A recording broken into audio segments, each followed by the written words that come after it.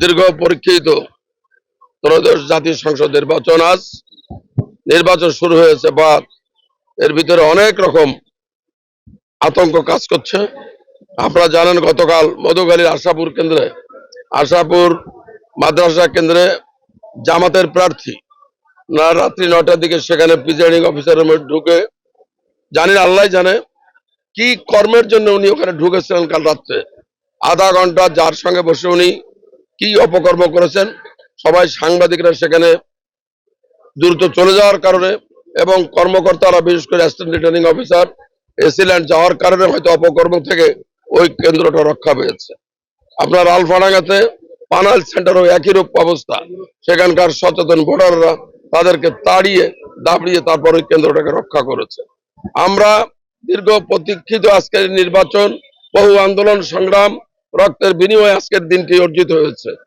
আকিজ সিমেন্টে তৈরি এ বাড়ি, সিমেন্টে লোহার শক্তি। আয়রন স্ল্যাগ সমৃদ্ধ আকিজ সিমেন্ট, সিমেন্টে লোহার শক্তি। মানুষ ভোট দিতে চায়, শান্তিপূর্ণ ভোট দিতে চায়, যার ভোট সে নিজে দিতে চায়, যাকে খুশি তাকে দিতে চায়। কেন আজকে আমরা এই ধরনের চতুরতা করব? কেন আমরা জাল সিল বানাবো? কেন আমরা জাল ব্যালট ছাপাইতে যাব? ক্ষমতায় যাওয়ার যদি এতই মোহ এত লোভ থাকে তাহলে আসেন না জনগণের সঙ্গে কাজ করেন, আসেন না আপনারা বিগত দিনে যে অপকর্ম করেছেন তার জন্য ক্ষমা প্রার্থনা করেন। আমি চাই, আশা করব সারা দেশব্যাপী বিশেষ করে আমার বলমারি মধুখালী আলফাডাঙ্গাতে শান্তিপূর্ণ ভোট হবে। এই ভোটের যে ফলাফলই হোক না কেন সবারই মেনে নেওয়া উচিত এবং ইনশাল্লাহ আমিও মেনে নেব। কিন্তু কোন রকম কারচুপি করার চেষ্টা করা হলে জনগণকে নিয়ে সাধারণ ভোটারদেরকে নিয়ে তা প্রতিহত করা হবে ইনশাল্লাহ। ধন্যবাদ আপনাদের সকলকে। ঝুঁকিপূর্ণ সবগুলোই ঝুঁকিপূর্ণ, কোনোটাই ঝুঁকিপূর্ণ না। আজকে মানুষ সচেতন হয়েছে, কেউ জালজালিতে করতে গেলে কেউ তাকে ছেড়ে দিবে না। প্রত্যেকটা জায়গায় আমাদের নেতৃবৃন্দ আছে, কর্মীবৃন্দ আছে, এজেন্টরা আছে, তারা ইনশাল্লাহ সুন্দরভাবে কাজ করছেন এখন পর্যন্ত আমার কাছে খবর আছে।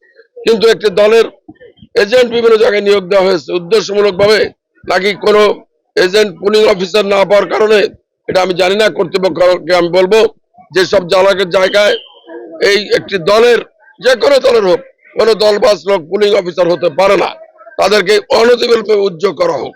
মধুখালীতে চাঁদপুর কেন্দ্রে মধুখালী ইউনিয়নের চাঁদপুর কেন্দ্রে সেখানে একই অবস্থা, একজন পুলিং অফিসার নিয়োগ দেওয়া হয়েছে, তিনি একটি দলের কর্মকর্তা।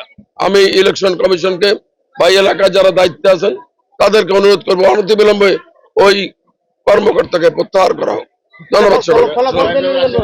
ফলাফল তো মানতেই হবে ইনশাল্লাহ। ফলাফলকে স্যালুট করার জন্য সারা দেশ অপেক্ষা করছে।